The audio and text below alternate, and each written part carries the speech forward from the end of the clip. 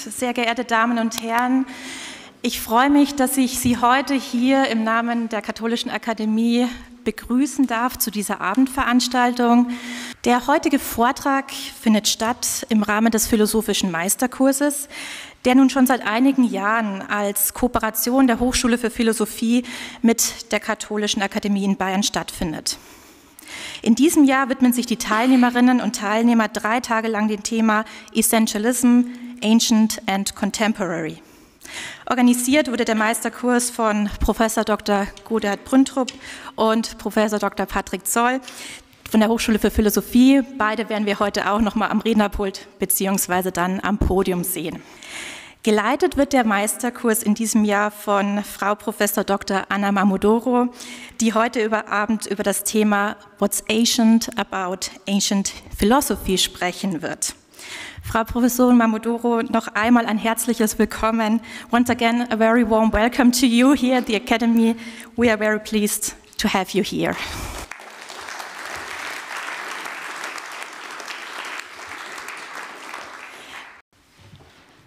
Ja, nur wenige kurze Worte der Begrüßung auch von Seiten der Hochschule für Philosophie. Wir sind sehr froh, dass wir diese Initiative nun seit Jahrzehnten, so einige Gesichter kenne ich auch seit längerer Zeit. Ich selber war bei einem Vorläufer dieser philosophischen Woche Ende der 70er Jahre schon hier und selber habe die erste organisiert Anfang der 90er. Damals hatten wir noch 2, eine für das allgemeine Publikum und eine für, was heute die Masterclass ist, die jetzt, glaube ich, zum 9. Male in der Form stattfindet. Der Versuch ist es hier, hochtalentierte Nachwuchsphilosophen, Nachwuchsphilosophinnen aus der ganzen Welt mittlerweile für einige Tage hierher zu bringen, um über ein Thema zu sprechen. Wir haben diesmal Teilnehmer und Teilnehmerinnen aus Japan, aus den USA und aus verschiedenen europäischen Ländern. Das Ziel unserer Hochschule, Philosophie zu treiben und, da wird es interessant für heute, die Kenntnis der Philosophiegeschichte zu fördern. Dann kommt noch die Beziehung zwischen Philosophie und anderen Wissenschaften, insbesondere der Theologie, zu reflektieren, die Erkenntnisse der Philosophie für das Leben und das Zusammenleben der Menschen nutzbar zu machen und schließlich das Verhältnis zwischen Vernunft und christlichem Glauben zu erhellen. Aber gleich als zweites, wie Sie gemerkt haben, nach Philosophie treiben, steht unter den Aufgaben der Hochschule gemäß der Satzung, Philosophiegeschichte zu fördern, das Studium und die Kenntnis der Philosophiegeschichte zu fördern. Weil wir überzeugt sind, dass man Philosophie und die geistige Situation und die Philosophie der Gegenwart nur verstehen kann, wenn man auch versteht, wie wir zu dieser geistigen Situation gekommen sind, was ihre Genese ist, wie sie entstanden ist. Und dieser Auffassung gibt es einen zumindest doppelten Angriff.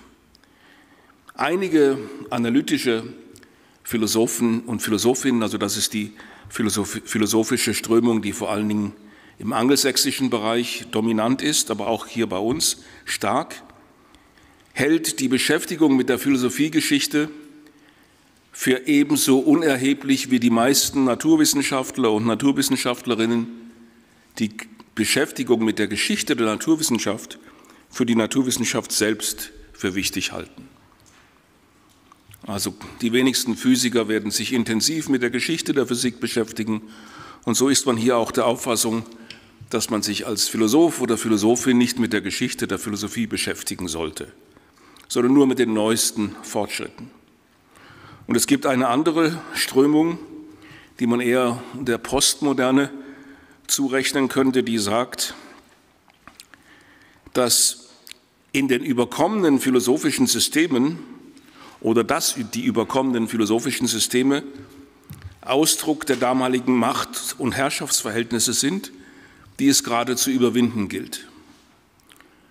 Wenn man etwa in der heutigen Theologie sich mit Essentialismus, mit Substanzen, mit Wesenheiten beschäftigt, wie wir das tun in dieser Meisterklasse, steht man sofort unter dem Verdacht des Ultrareaktionären und des kirchlichen Rechts außen und ruft entsprechende Gegenreaktionen auf den Plan.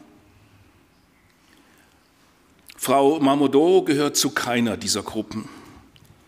Sie ist in Italien aufgewachsen und wurde dort in ihrer Ausbildung mit der reichen abendländischen Tradition konfrontiert. Ihr weiterer Weg führte sie nach England, wo sie sich an führenden Universitäten als analytische Metaphysikerin und als Philosophiegeschichtlerin der Antike, besonders Plato, einen Namen machte. Seit Neuestem lehrt sie an der Jesuitenuniversität von St. Louis auf einem renommierten Stiftungslehrstuhl, den vor ihr John Greco innehatte, der auch vor einigen Jahren hier die Masterclass unterrichtet hat, wenn Sie sich erinnern.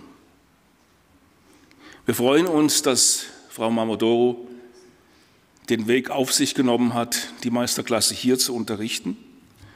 Und wir freuen uns auf ihre Ausführungen darüber, welche Bedeutung die Auseinandersetzung mit der Geschichte der Philosophie für uns heute hat. Herzlichen Dank. Thank you very much.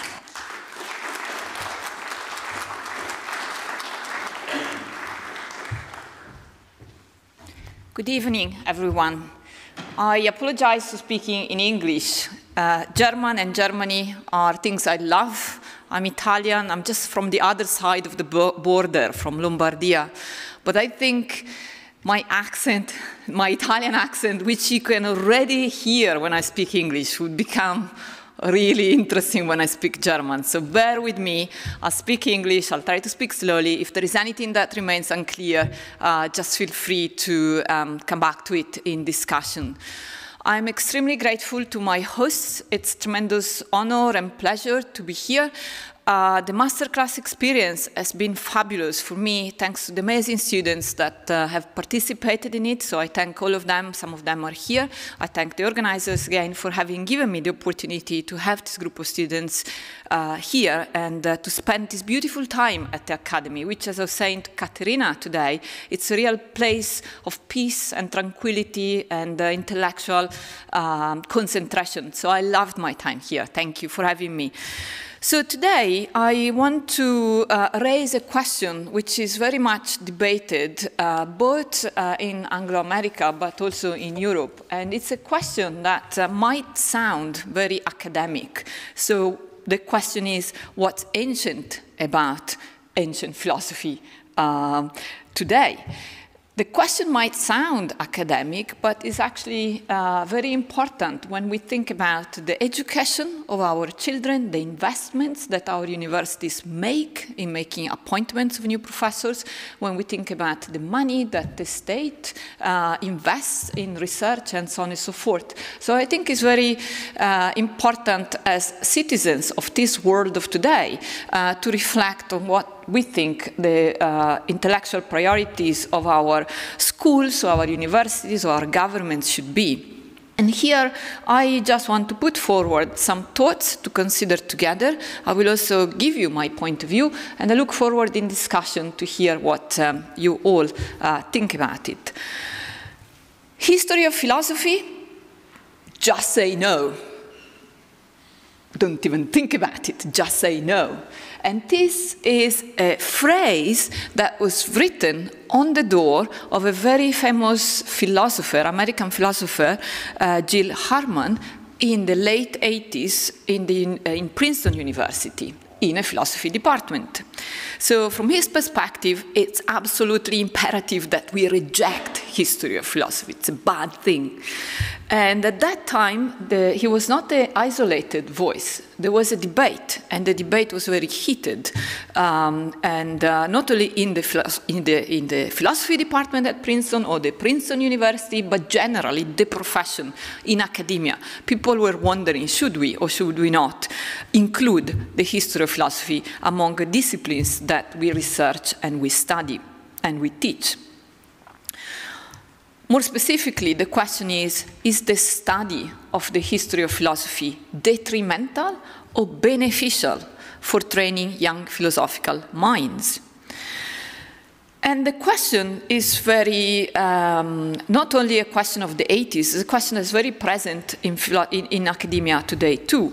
So to give you an example, the American philosopher Michael de la Roca uses very strong terms to talk about the perception that people have about the study of the history of philosophy. And now I'm quoting. He says, "The phenomenon that I seek to understand better is what I see as analytical philosophy's apparently widespread indifference to, neglect of, or disdain for the history of philosophy and the study of the history of philosophy." So very strong negative words. And then he says, "My worry is that in many quarters of analytical philosophy, the study of the history of philosophy is merely tolerated. It is perhaps required, but only as a background to the real action in philosophy. And from this contemporary perspective, the study of the history of philosophy has, at best, a second-class status." So this is someone speaking today, in 2020, and worrying that his colleagues are not appreciating the value of the history of philosophy.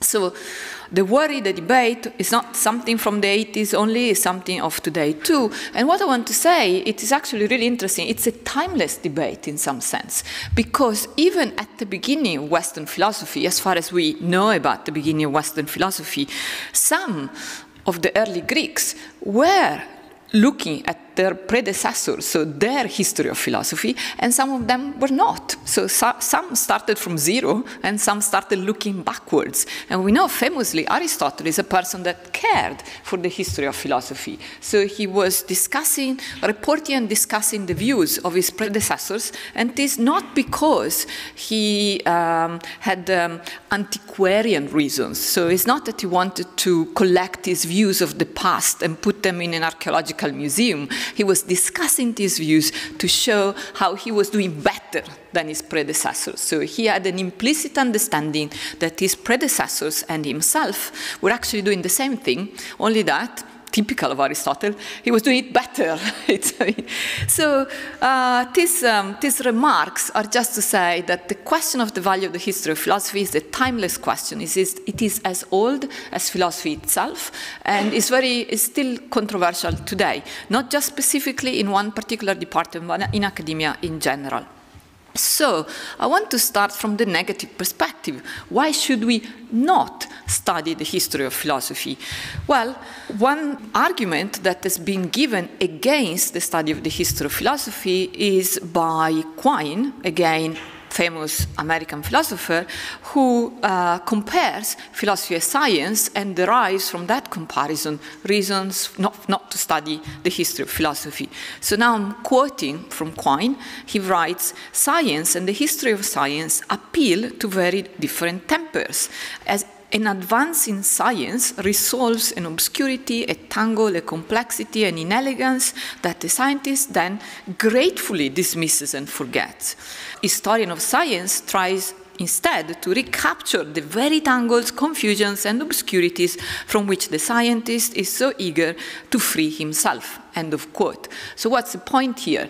So Quine is saying, look, when we do science, we're very happy to make progress. And when we have made progress, we don't go back. We don't look back, because that's the meaning of progress, that, we advance. And when we advance, we don't care about, the fact that before we had not solved the problem.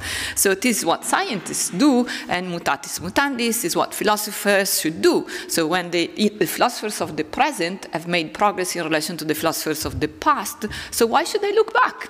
It makes no sense. And Quine was very influential, not only as a philosopher, so lots of our younger students here will know about Quine, but Quine was very influential on academic politics as well. So at his time, history of philosophy was relegated outside the philosophy departments in many places into newly built history of ideas. Department, classes, professorships. So there was not more history of philosophy, it was history of ideas, another thing, So the implicit idea that Quine has, and many have, is that history of philosophy is not useful. I want to emphasize this word, is not useful. It's like, you know, would you study a book written by a doctor of the previous century in order to become a good doctor? Of course not. That book is not useful to you. You may have it in the library, you know, as a nice thing to have, but you wouldn't learn medicine from that. So the idea is that there is something antiquated, there is something ancient about the history of philosophy, something dusty about the history of philosophy. And this is about history of philosophy in general, but of course with ancient philosophy, it's even worse, because these people are so old, you know, these old philosophers that are really far away from the progress we have made today. So what I want to consider here with you is three ways of answering the question of what is ancient about ancient philosophy. So I really ask you to think about it in your mind. What would you say if I asked you what is ancient about ancient philosophy? And while you think about it, I want to tell you that there are three possible answers, that, and all of them have been defended in the literature. So some people say there is nothing antiquated in the history of philosophy. The past is always present. The past is as alive as the present, so nothing ancient. They're not ancient about the ancient philosophy. Some other people, on the other hand, say everything is ancient about ancient philosophy. It's like another world. They speak another language there, literally, you know. And so there is an enormous divide between the past and the present. And then some people say, well, there is something that is antiquated or ancient about ancient philosophy, but not all of it. So we just need to consider exactly what is ancient about ancient philosophy. And I will tell you, I'm going to be there with that group of people. So I think it is true that there is something ancient that is not anymore useful to us, but I think there is a lot that still is important to us. I don't want to say useful, but important. So let's start from the extreme view, according to which there is nothing ancient about ancient philosophy. So I don't know, does anybody in this group think that there is nothing ancient about ancient philosophy? Nobody wants to raise their hands if they, oh, one person, that's good, I like that.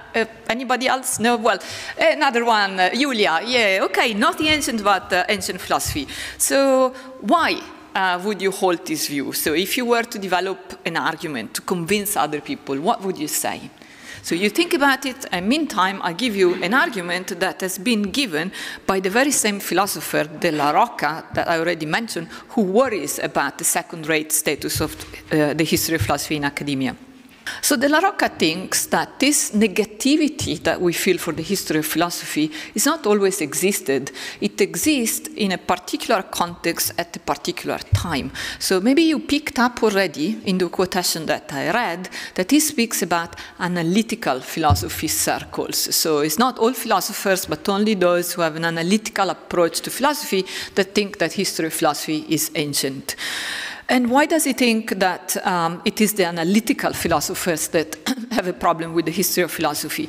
Well, because he thinks that analytical philosophers have three core beliefs, and if you have these three core beliefs, you're going to dislike the history of philosophy. So I'll give you now the three core beliefs, and you can check if in your mind you believe in them or not.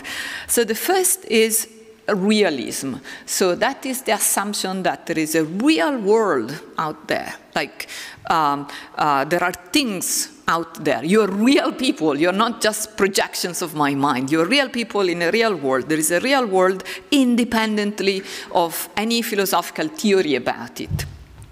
Second belief is the belief in intuition or common sense. So it's the idea that we should follow our intuitions and our common sense in order to start developing philosophical theories. So philosophical theories can maybe at the end become very weird, very strange, but they should start from the way we speak, from the way we think, from like lay people, from the great public, so to speak, from the everyday intuitions we have about the world. So that's second belief.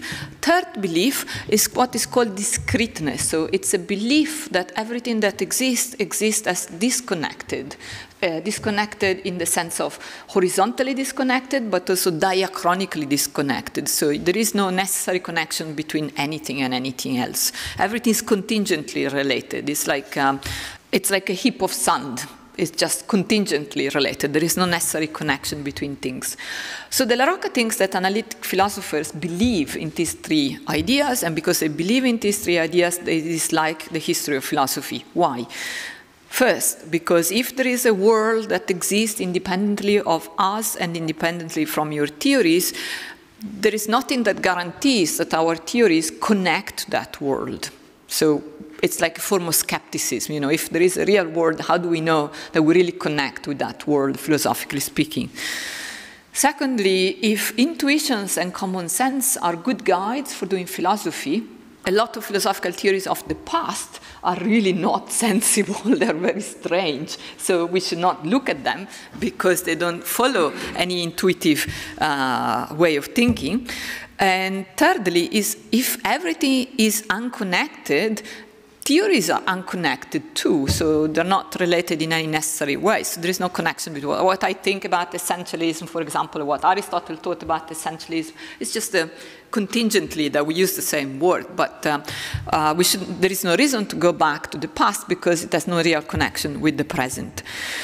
So, whether you agree or not that these are the three characteristic features of analytic philosophy, for the sake of argument, now the situation is this. If you think that these are three features of analytic philosophy and they determine the spice of the history of philosophy, you have two options. Reject analytical philosophy, so just reject all of that, or accept analytic philosophy and try to work with it towards the appreciation of the history of philosophy.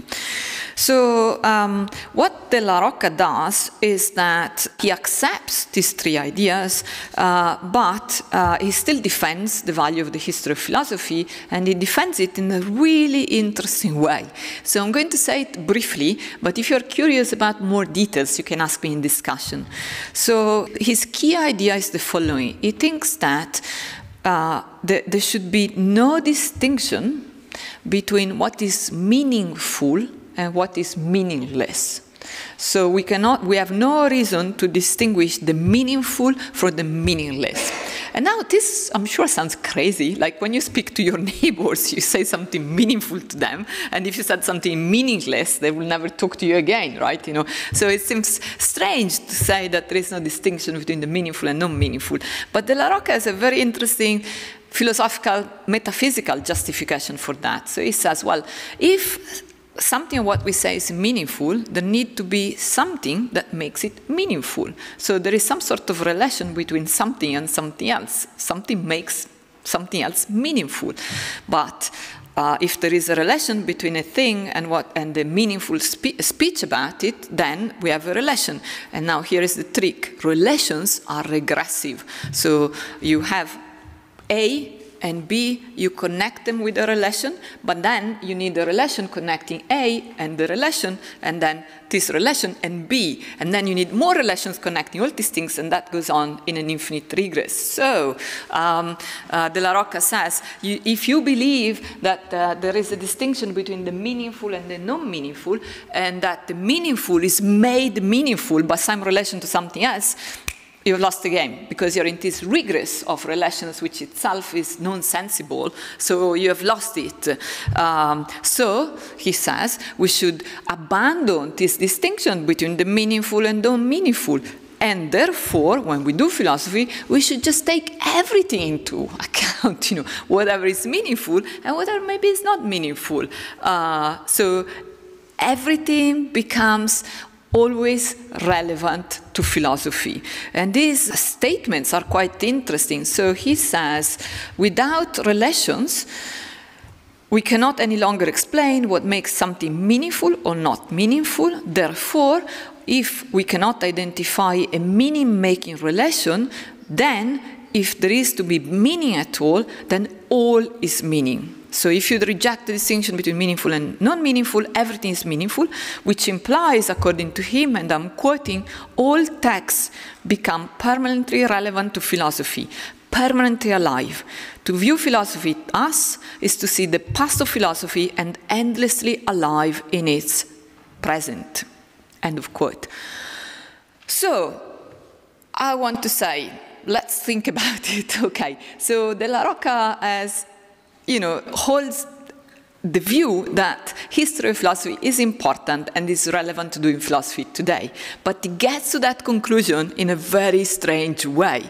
And so then I'm asking you, would you be willing to buy the argument for the sake of the conclusion, or you think the argument is too, as we say in English, bonkers for supporting that conclusion?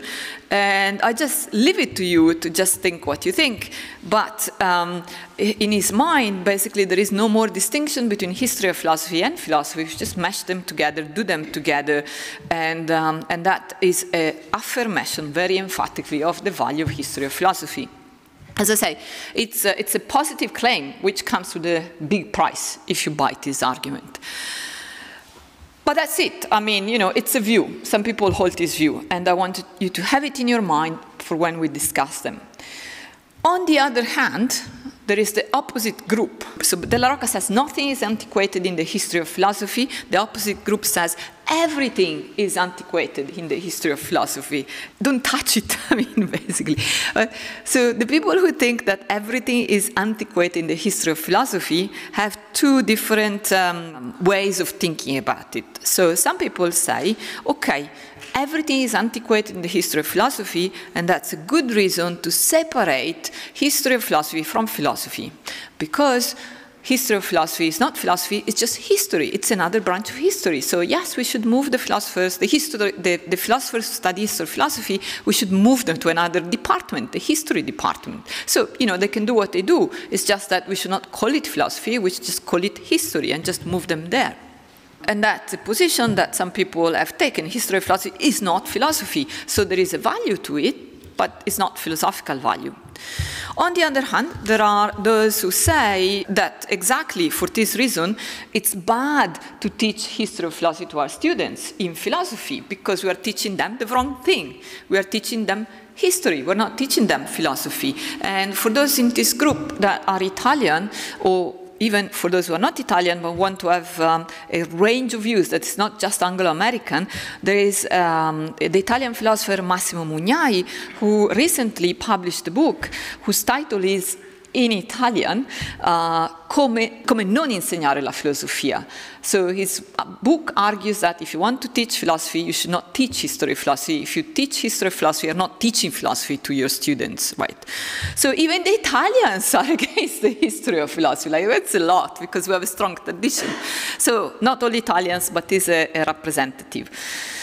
On the other hand, in the same group of people who think that everything is antiquated about the history of philosophy, there are those who take a positive approach, and they say, yes, everything in the history of philosophy is antiquated, but that's good, because therefore the history of philosophy becomes a touchstone, so a way of measuring the views of the present. Like it is people of the past had very different views from the views we have today, and so we can break orthodoxy of today by seeing that there are great people of the past thinking differently. So these ancient people help us to go out of the mainstream. So I give you a concrete example. A lot of philosophers today, I don't know in this group, but believe in physicalism, and so they think everything is physical. There is no mind, there is no spirit, there is no God.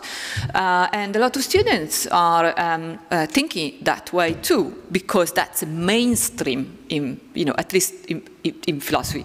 But we know that Plato, for example, taught that there is a soul that is in the body like a captain of a ship. So if you feel that you don't like physicalism, but you're a bit shy because all your friends believe in it, you can think, okay, Plato, who is a giant philosopher, didn't believe in physicalism, so here is a good friend I can have, a philosophical good friend from the past that can support my non-popular view, anti-physicalism view.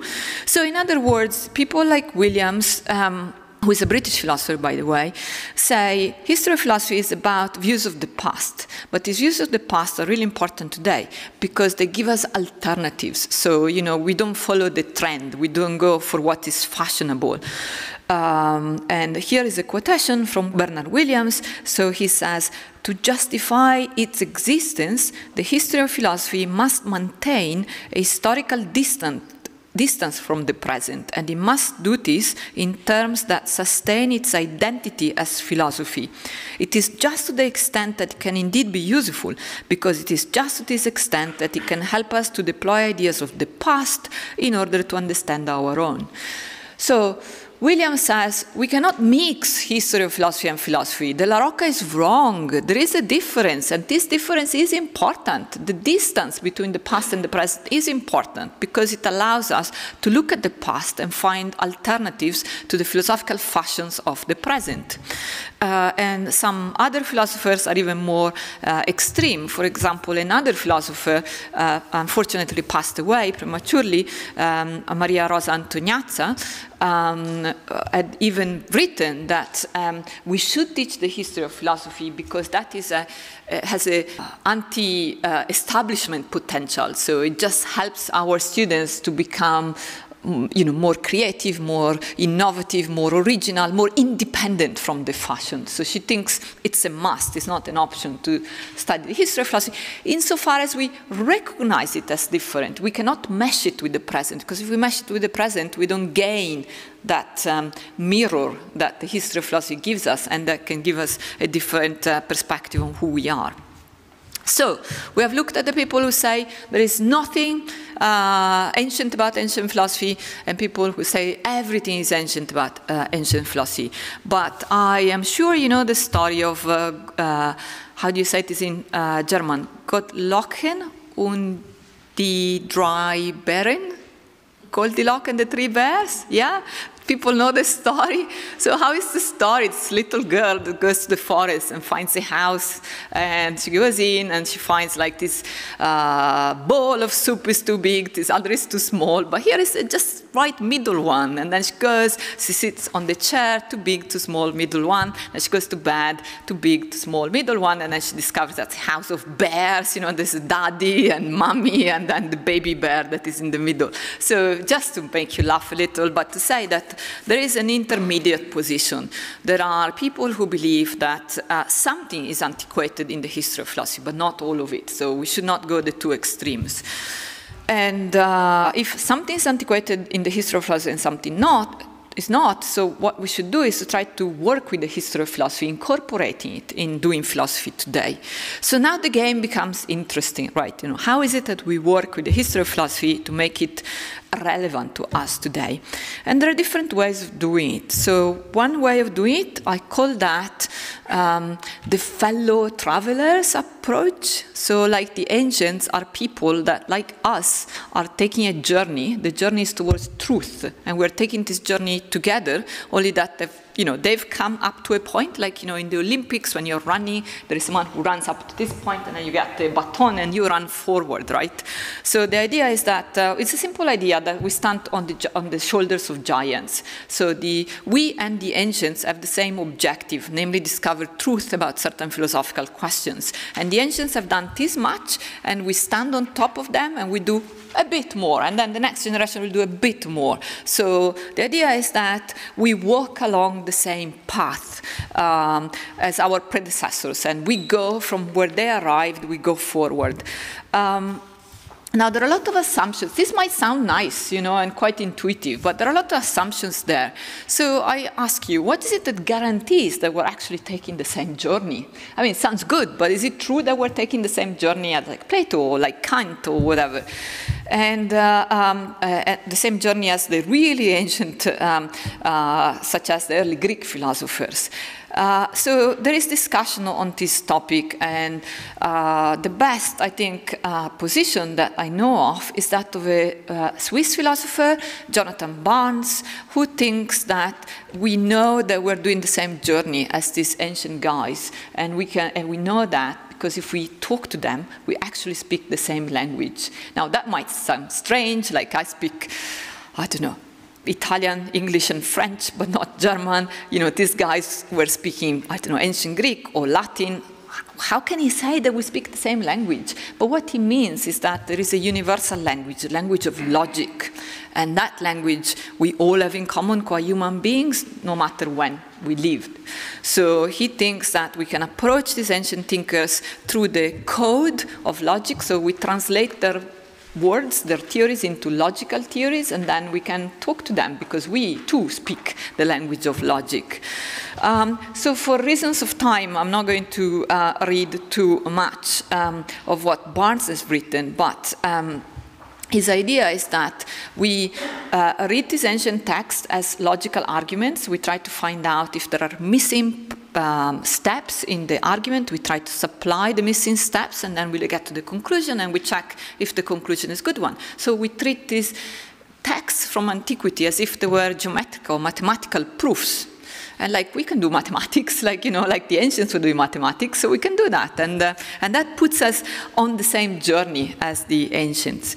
But again, this might sound good, but there are objections you can think about. So I don't know if you have them already in your mind, but one common objection to this approach is that it is anachronistic. So, you know, it doesn't take into account that the ancient Greeks not only spoke Greek, they had a lot of cultural assumptions different from our own, and therefore it's wrong to flatten the historical difference. So the criticism here is anachronism.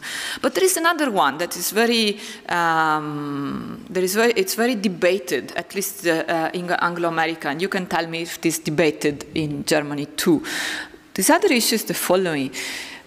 There are some ancient texts that can be translated more easily into logic. So I give you examples like the famous Parmenides or Zeno. You know, the Zeno paradoxes, a lot of people know them. You know, they're very popular because they're easily translated into logical language.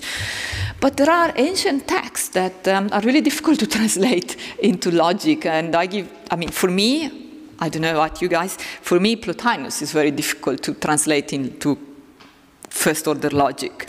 So the problem is that if we read these ancient texts, trying to translate them into logical terms, we have a bias. We're going to prefer the texts that we can more easily translate. And so we create a canon of what is important from the past based on how well it is translatable into contemporary logic. And whatever is not easily encodable, we just don't care about it. So this is something that a lot of people are discussing. I mean, I spent a lot of time in Oxford, most of my career in Oxford, and for example there, you know, if you, the courses in ancient philosophy are only about Plato and Aristotle, and there is a little bit of early Greek philosophy, but almost none, because, and you know, that's certainly a kind of biased choice, right, you know.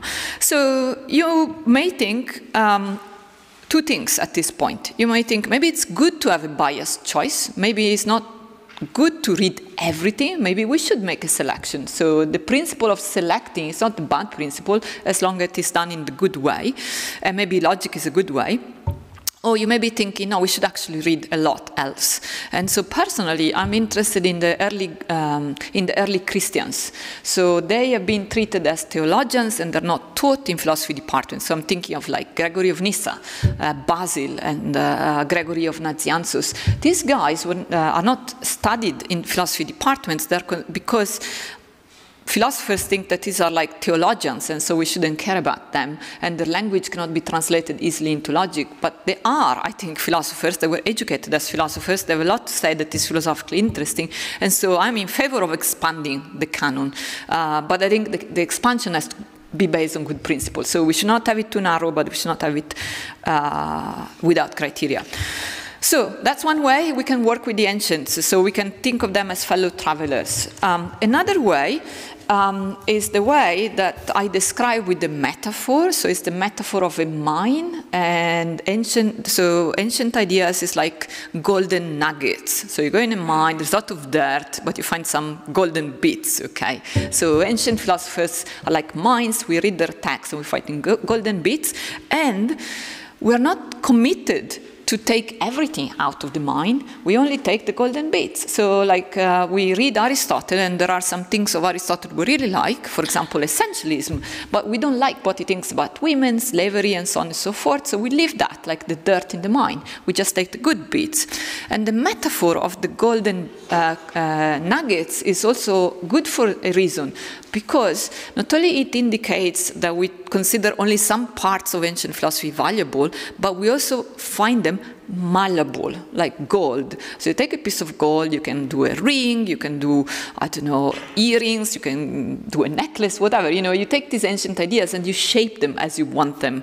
And that's what we can do with ancient ideas. So forget what is antiquated and keep what is good and just work with it to do what we want.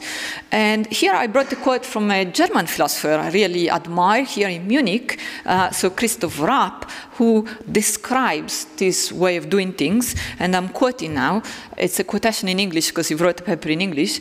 The idea is that philosophers let themselves be inspired by certain ancient puzzles or arguments, even if it turns out that the solutions envisaged by Plato or Aristotle themselves are not satisfying. End of quote. So there are some things that are good there, not all things are good there, so you take the good bits out and you get inspired by these good bits.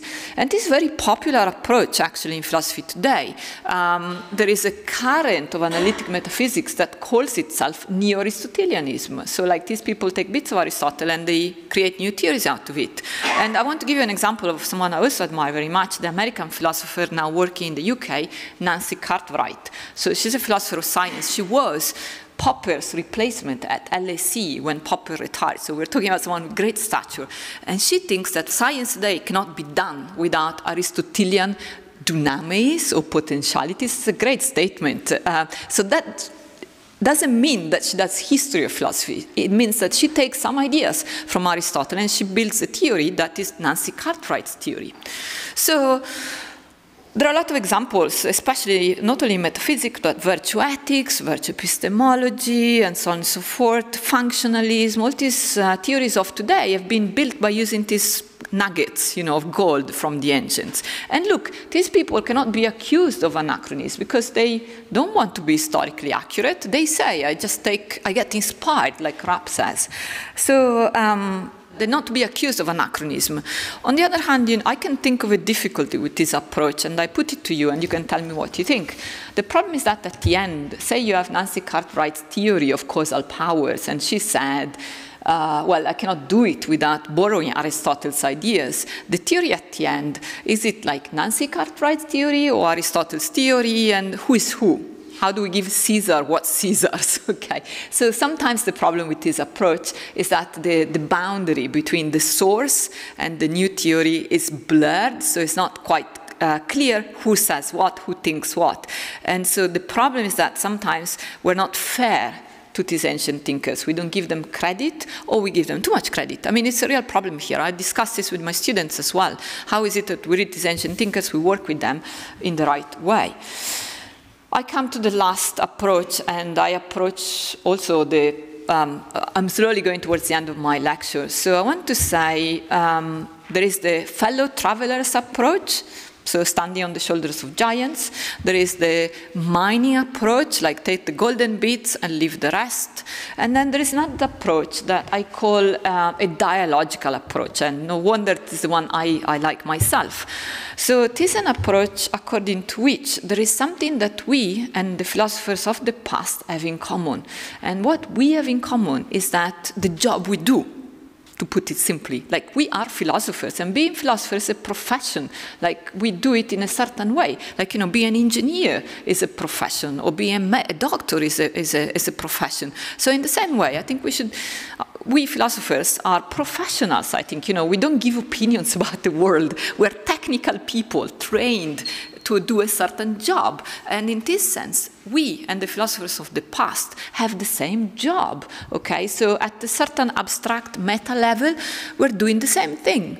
So of course there are differences, but what is important is and this is why it's dialogue, right? There are differences, but we can speak. It's like playing chess.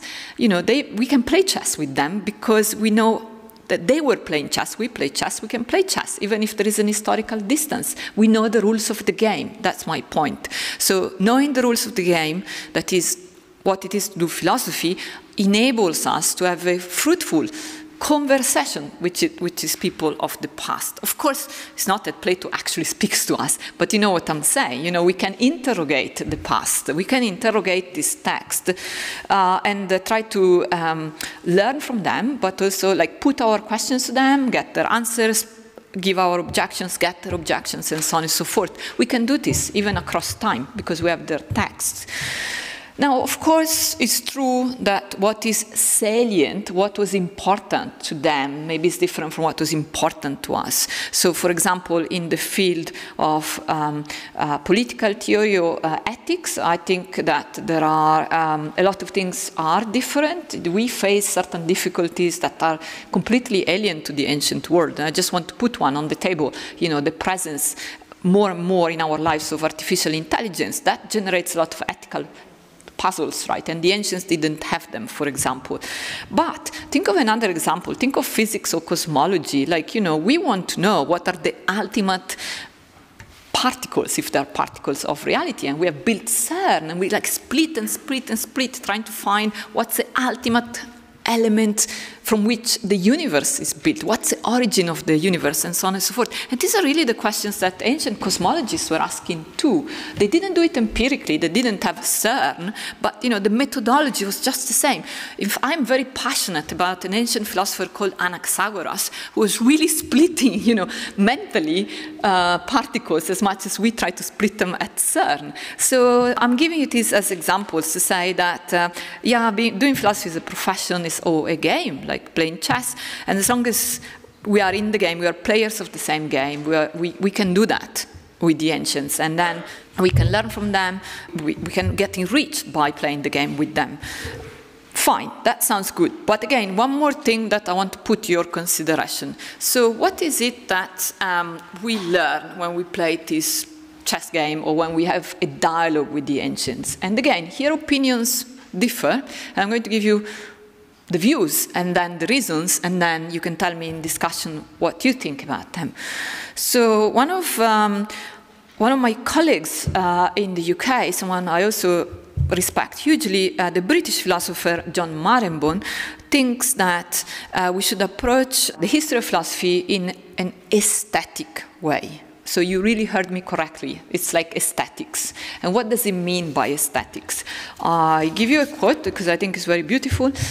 He says, it is an approach in which a work of historical philosophy is valued not because of the number of conclusions it proposes that we are likely to find well established and wish to accept, but because how well, how deeply, how broadly it goes about the task of thinking philosophically.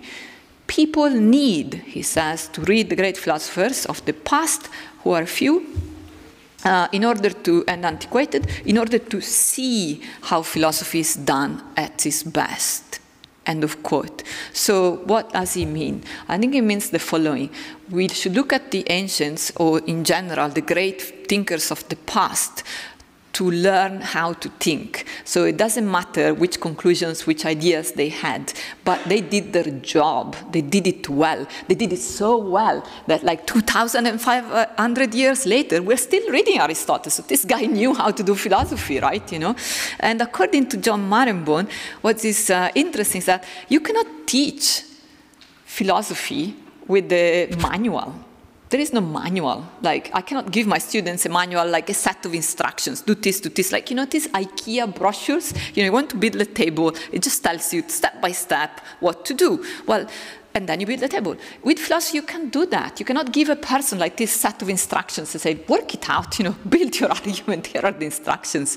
Marembourne is saying that to learn how to build an argument, you have to see, that's why it's called aesthetic, you have to see another person doing it.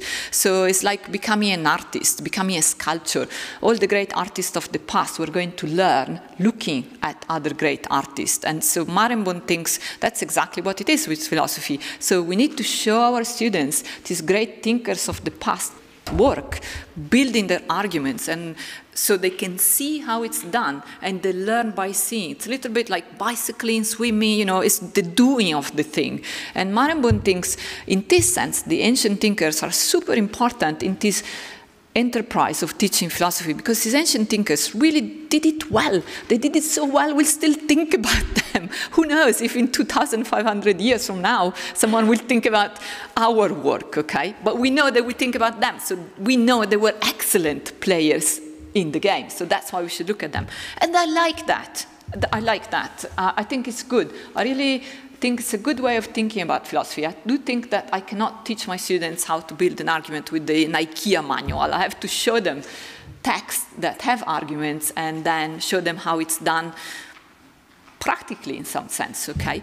That is good, but there is something that I don't like in this approach, so I think we cannot just do that. This approach minimizes the value of the ideas, the value of the content, just as the ancients are good for the way, for looking at the way they did philosophy, for how they operated, but not for the achievements. Okay, so it's not the results that matter. It's just that they did their job well, and I think that's too little. So, and also it seems to limit the value of the history of philosophy only to the teaching of philosophy. So, history of philosophy is good for teaching students how to do philosophy, but I want to say history of philosophy is good for researching as well in philosophy, and so it's not just about looking at these ways the ancients did their work, but finding in them interesting ideas that we can put in dialogue with our interests. The methodology that the ancients did is not antiquated, but the content also is not all antiquated. There may be some things that are antiquated, but not all things are antiquated. So if we had more time, I'd like to tell you that essentialism is not antiquated. We spent a lot of time with the students here thinking about it as a non-antiquated theory. But there are also lots of examples. So I'm slowly concluding here, and I want to come back to an issue that I raised in the beginning. How much of this depends on which type of philosophy you do? So you probably are aware that there is this division. It's not so strong, but it still exists between the analytical way of doing philosophy and the continental way of doing philosophy. And the analytical way is supposed to be the one that is inimical to the history of philosophy. Remember, I started with that quotation from De La Rocca. But I want to tell you, this is unfair to analytic philosophy. I'm a professor of analytic philosophy, and I think that's unfair to us. I think analytic philosophy gives us, as the word itself says, means of analysis. So we can analyze these texts and analyze them in their premises, in their reasoning steps, in their conclusions. We can understand them better.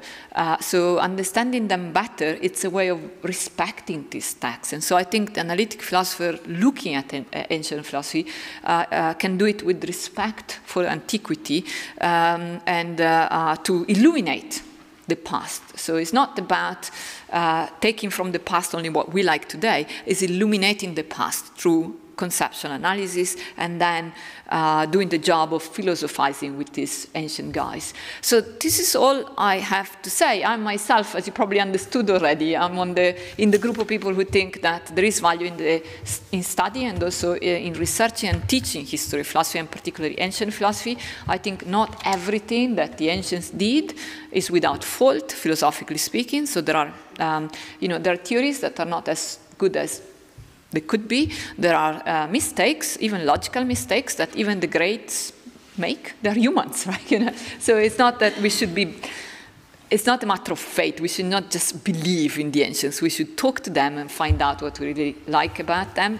And so I'm in favor of the study of ancient philosophy for our students, for our universities, and I hope for investing in something that is important to human heritage. Thank you very much indeed.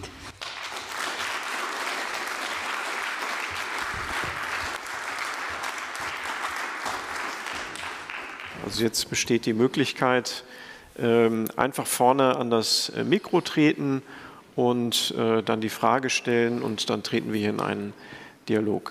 I'm going to try to break the ice. Thank you. Somebody has to do it, but I really have a really larger question, which means that do you think that there is progress in philosophy?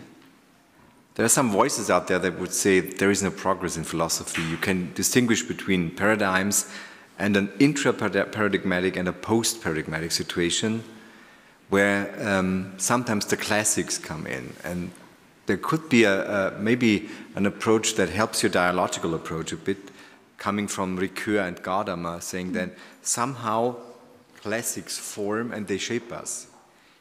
We don't know how, we don't know why, but they shape us, and that's the reason why I have to deal with them. Thank you. I think it's a wonderful question. And here is what I would like to say. It depends on what we mean by progress. So I don't think that there is an ultimate destination. I don't think that this complete philosophy as the maybe complete science. So we'll not work it out. I don't think we'll work it out at any point. It's not that we need more labs, more equipment, more people, and then we'll get to the complete philosophy. So in that sense, I think there is no progress in philosophy. But there is another sense in which there is progress in philosophy, in the sense that we understand better what the problems are, what the options are. As you said, we generate frameworks, multiple frameworks that we can use to understand the world. We, for example, now that we have quantum mechanics, we need a framework for quantum mechanics that is different from classical, the one we had for classical mechanics. So I think we do make progress in the sense that we go deeper. We expand as human beings our understanding of the world.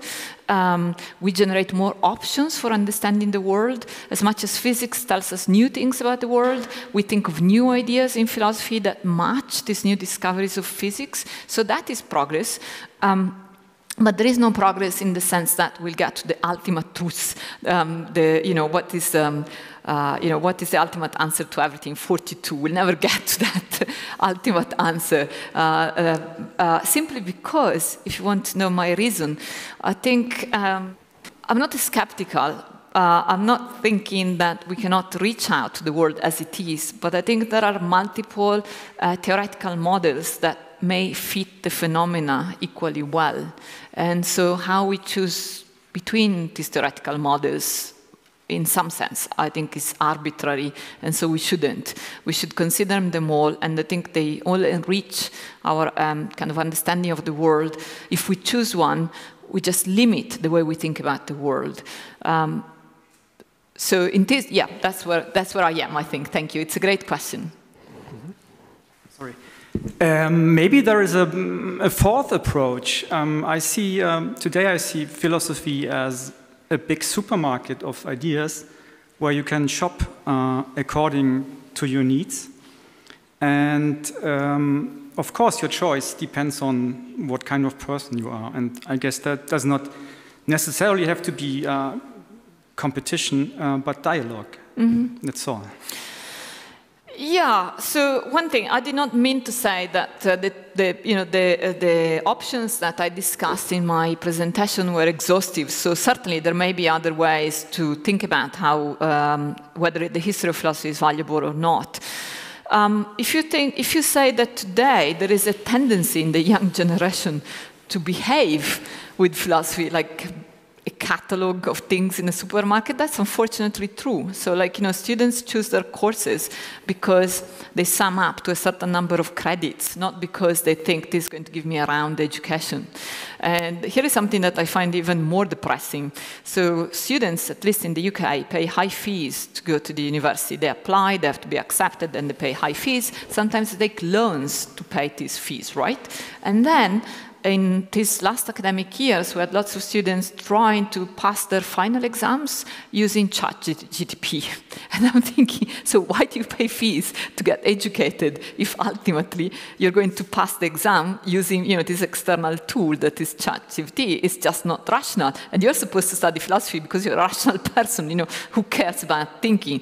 So yes, I want to say, I think you're right in observing that there is a tendency in the very young generation. So I don't think at the more mature level students would do that, but maybe the very beginners want shortcuts. They want the marks and then the diploma, and then they want a job with that diploma. So they may behave like a supermarket, and so they would take, like in a supermarket, they would take a history of philosophy course because it gets 3 credits, which I combine with the 2 credits that, I don't know, epistemology gives me, and then I have 5 and I get my degree. So there is this, but I don't think any of us as, speaking for more mature, more advanced students and colleagues, I don't think that is something that people do, because we have chosen this discipline for passion for the discipline. You know, we constantly discuss this with our students. It's a very difficult path.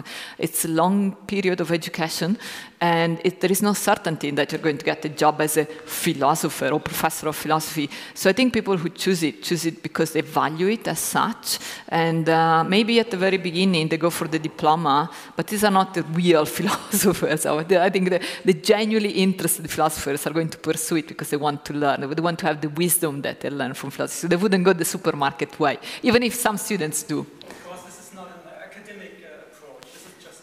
But some students do. For a person maybe who studied.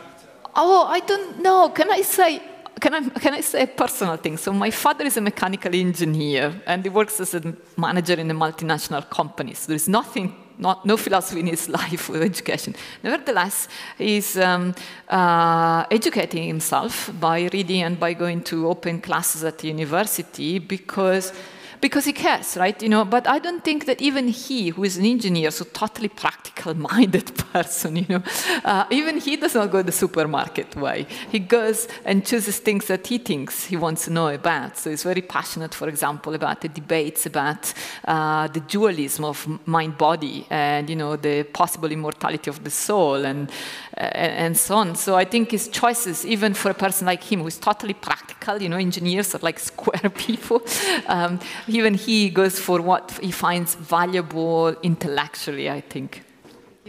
I want to come back to your main question.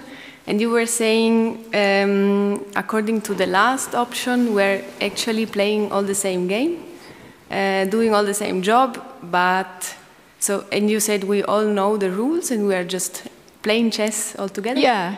And I was asking myself, where do the rules come from? And are we not, in the end, all doing what Plato told us to do? Yeah, that's a great question, Julia. And I want to say I have a short way of answering the question and then a longer way. So the short way is that, say, you're doing your PhD in Switzerland, as we know, and you're Italian, and you're now here in Munich in a group of international students, some of whom come from Japan, some from South America, some from Europe, whatever, you know, and you feel at home. You walk into that room, and you know what people are doing, and nobody explains to you what the game is. You know it. So I'm saying that there is a lot of, as much as we find easy to just be in the same room, although we come from very different institutions, and just do philosophy together, that's a little bit of what I mean by saying we and the ancients. So I think, you know, if across time is a little bit like within that room where we do our seminar, our masterclass. Now, if you ask, so I'm basically appealing to a certain intuitive understanding of what the rules are. Now, if you ask me a more theoretical question, what are the rules and where are they written and who created these rules? I don't have an answer. I'm not sure. Yes, maybe Maribond is right there. You know, there are no, there is no IKEA manual of rules. You know, but we know what we do when we do philosophy. And think of this. Thought experiment. If you pick up a philosophy book, say, written by Kant, or you pick up a novel written by, I don't know, who your favorite author might be, you can easily distinguish immediately what is the book, which one is the philosophy book and which one is not, right? But you don't apply a set of rules, you just know. And so I'm thinking there is, I think I would like to think more about your questions, if I can formalize more in my clarify more in my mind these rules, but so far I was using this intuitive idea that we immediately know. You immediately know when you're talking to me, you're talking to a philosopher, or you're reading Kant instead of a novel, and that's the sense in which there are rules of the game that we and the ancients have in common. Thank you. Thank you very much for the lecture. It was very interesting. I have a question which is the very opposite of the first question. Do you think that the ancients did some discoveries that we forgot, we moderns, or that they had some contact with some kind of reality that we are no more in contact with? It's a great question. I have an example I can give. Maybe if you give me more time, I can think of more. But here is my example, again, from one of my heroes, as you know, Anaxagoras. So he thought of reality being in English, ganki, which means divided into parts and parts and parts and parts. And basically it is theory with a few exceptions, such as the Stoics and Leibniz. Nobody talks about it until the 70s, you know, or the 90s even, with David Lewis, and then now science tells us, well, we just split and split and split. We never know where we end. So I think that's a good example of something we kind of forgot about, that contemporary people are coming back to in philosophy with the backup of science. And we had it in front of our eyes in Anaxagoras, but we just didn't take it seriously, I guess, you know, or we didn't read it carefully enough, or we read it and forgot about it. Does that count as a good example? Thank you. Good, yeah. Yeah, thank you. I'd like to draw on Julia's question a bit. I will try to be brief. Don't you think that this debate and the thing you said, in a way, forces us to rethink about human essence? Because, look, medievals had really beautiful pages on this, justifying the scientificity of theology. They said, if you're lucky, you can build a valid argument from premises from the blessed and conclusion from the earthly man. Because the blessed see God and draw necessary premises, and you can draw valid conclusions from these premises. But we have very different conditions of life from the blessed. And relativists tend to say we are really different from people in the past. Yeah, it's a really good point. So here is what I think about it. You pick up something that I did say, and it's important to me, and I want to study more. So what is philosophy? What is the connection between being human beings and being drawn to philosophy? Why is it that human beings are drawn to this abstract reflection about the world? So I think it's part of the human essence to be philosophically interested about the world. You like see it in children. Like children ask why all the time. You know, they want to know the why of things that are incredible. Like why don't you run out of numbers? Have you ever had that question? You know, my goddaughter who's 5, she says, why don't we run out of numbers? You know, and that's a very philosophical question. So I think I want to say it seems part of the human nature to be interested in philosophy, because even very young children seem to be drawn to it, and even very old people, you know, think about, you know, what is the afterlife? Is there an afterlife? Is the immortality of the soul? So no matter where you are in life, which stage you are in life, I think people are drawn to philosophical questions.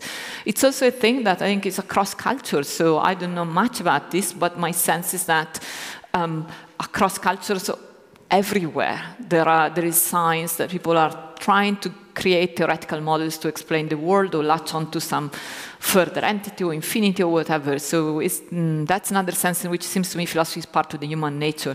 But it is something that, you know, I should think more and say something more formal about. But then I think you made a very fair point that although we are all humans, we don't all live in the same material conditions. So in which sense are we all philosophers? Unfortunately, there I think you're totally right.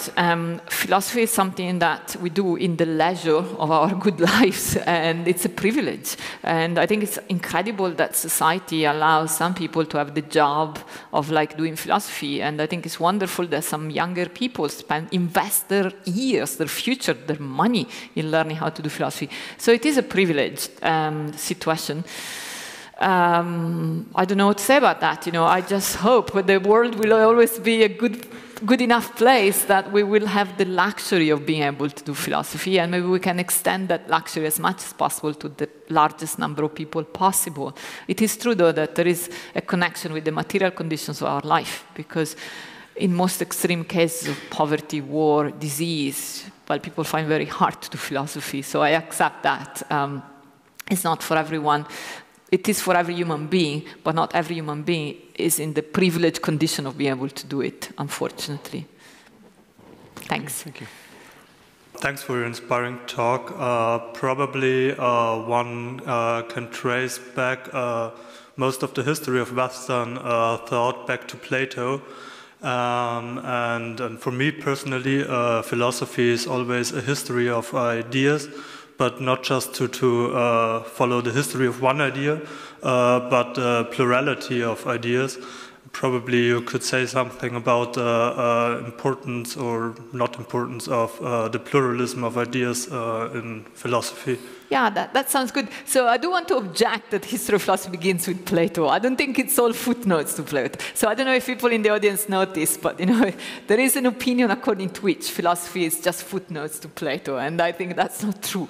There are giants before Plato, and it's arbitrary to think that Plato is the beginning of everything. But it's a dispute that we can have among philosophers. But regarding pluralism, it connects with the question before. So I do think that pluralism is very important, and that's also why we should look at the history of philosophy to find plurality, more views than the ones that we are thinking about now. So I gave the example of physicalism. Lots of people are physicalists today, but if we read a little bit of history of philosophy, we know that Descartes, for example, thought that there is mind in the body. Plato thought there is the soul in the body, and so on and so forth. So the history of philosophy gives us a pluralistic set of views, and that is very important. I am not a relativist, so I'm not saying all views are the same. There are views that are better argued than other views. There are views that are more true than other views. There are views that are logically sounder than others. But when you get to the ultimate big frameworks, for example, do you want to be a Platonist or an Aristotelian? They're really frameworks, so in a sense they are incommensurable. So when you get to the big, well-defined frameworks, I think they are incommensurable, and there is where the remaining open-minded to pluralism is good. It's like thinking, I look at this room from two perspectives, the perspective of Plato, the perspective of Aristotle. I kind of combine them. It's like two eyes, two eyes looking at the same scene. You're going to get more information by utilizing two eyes. So having pluralistic views is like having multiple eyes on the same reality, and so learning more about it. Thank you. Thank you very much for an eye-opening lecture. And I would like to ask, because the ancient philosophy can be seen as a gold mine for the modern thinkers, but are there also aspects that can be seen as a fake stone that can be a ballast for the modern thinkers and block them for developing? That's great. I'm so happy you say that, because it's a sad story, actually, that apparently, and so I could give you some facts about it, but I have to review the data, okay? But apparently, it's very common for male white Americans to look at Greek culture, and therefore also Greek philosophy, as a source of justification for their views today. So they go into this mine and they take out the worst bits, like, I don't know, Aristotle on slavery, and they use it to justify some horrible racist views of today. So yes, the people who take the mining approach can go for the good gold or for the bad bits, and then make use of this in the wrong way, or in the good or in the bad way. And I think there is evidence. So there is a colleague of mine at Berkeley University, she's called Susanna Elm, and she's the person that has all the data of this experiment that's been conducted in the US, where lots of male white Americans were like justifying some very, I won't say bad views, with the idea that, hey, like the Greeks thought that, the Romans thought that, and so they got in the mine and took out the bits that are not the good bits. So yeah, unfortunately, there are like fake jewels there that people apparently are also taking. So yeah, I didn't mention this because I want to concentrate on the good, happy side of the story, but the mining approach is dangerous because you can get out some things or some other things depending on what you take. Yeah, thank you. Yes, thank you very much for your inspiring lecture. You mentioned as a source of inspiration why to do philosophy, that you can go back to the ancient philosophers because they were good. They did philosophy in a good way. They were skilled. Yes, and that's a good word. That's a reason to go back. But one could also thinking about being inspired to do philosophy by certain questions. Mm-hmm. So, and my question is that, are there specific philosophical questions? Or is it so that some questions we now regard as parts of other kind of disciplines today than the humanity did in the Middle Ages or so? Are there specific questions that are philosophical that will stay in the discipline forever? I really like your question. I like the fact that you spoke about skills. So yeah, I think going back to the Marmodoro approach is saying you should read Aristotle as much. You go and look at, I don't know, the Parthenon's marbles of Phidia, you know, is that kind of craftsmanship, you know, the artisan who can do things in this amazingly good way, you know. So we look at Phidias, we don't look, and we forgot about all these other people who were doing sculpting at the time of Phidia, but their work was not good enough to survive, you know. So the same with philosophy. You look at these texts by people who, like, survived the test of time. In terms of questions, I believe differently from John Marmodoro that it's not just the skills and the way of doing philosophy that the ancients had is worth learning about, but also the content. And you rightly say the content is the questions that these people were thinking about. And so I do think that there are some questions that are really timeless. So a simple one maybe is what it is to live a good life. By good life, I mean a life that leads to happiness, a life that leads to well-being, to flourishing, as Aristotle would say. So that is a question that the ancients were interested in, both the Greeks and the Romans, for example, and we are interested in. So what is interesting is that the context where we think about this question changes, and that's something that Michele was touching on. So, you know, now we may be wealthier, you know, for example, so we think about well-being in terms of will we age well, for example. Now we have the means to live well as young people, but we worry more about our old age. And like maybe the ancients didn't think that because they would die very young, you know, middle age, let's say. So the material conditions of life shape the question differently, but the core question, I think, is the same. And my example is living a good life. But there are examples about the nature of reality. So, you know, as much as I was saying, you know, of scientists today, so I have a brother who is a scientist, so I go back to that a lot, like CERN. You know, they want to find out what are the ultimate elements of reality, and so they split the atom or whatever is after the atom. And the ancients were doing the same, you know, what are the fundamentals? Like Parmenides would say being, I don't know, Plato would say the forms, Aristotle would say substances. Each of them give different answers, but the question is still the same. The context changes now because we have science, like in the sense of laboratories where we can test things, but the question remains the same as in the case of well-being. Thank you. Okay, the last two questions here, Godehard and then you. Well, this one fits very well with what you just said about science. I like the dialogical model, but it doesn't seem to work in my case, and here's why. Well, only to a certain extent. So it's very likable, so that I'm in a dialogue with Plato and Aristotle and the pre-Socratics and the early moderns, and I just take the books and I'm in an intellectual dialogue across millennia. And it's very fruitful. In the sciences, you said that doesn't work. So for a scientist, it's not really fruitful to be in that kind of a dialogue.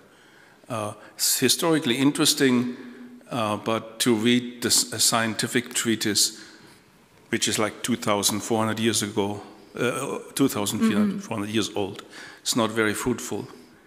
And it seems to me that philosophy is more closely connected and interdependent to science than what your picture portrayed. I have been doing philosophy of mind for many, many years, and one of the results I learned from this is that